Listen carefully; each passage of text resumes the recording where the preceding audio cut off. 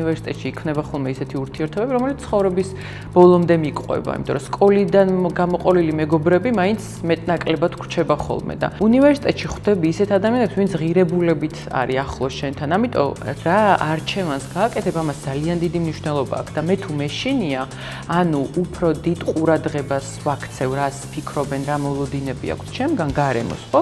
ეს ძირითადად შიშიდან გამომდინარეა ხოლმე, და მინდა მოვწონდე, მინდა რომ აღიარო, მინდა რომ გათვალისწინებული ვიყო რაღაცნაირად. შიშიდან გაკეთებულ არჩევანს განსაზღვრავს ხშირ შემთხვევაში. ამის ნაცვლად საკუთარ თავთან დაბრუნება არის, მათ შორის ძალიან დიდი სიმამაცე ჭირდება, იმიტომ რომ არ არის ადვილი. შეიძლება შენ გინდოდეს ერთი კონკრეტული არჩევანი, არ ვიცი, შემოქმედა ხატვა გინდა მაგალითად და მთელი ოჯახი გეუბნება, რომ ჩააბარე სამედიცინოზე ან იურიდიულზე.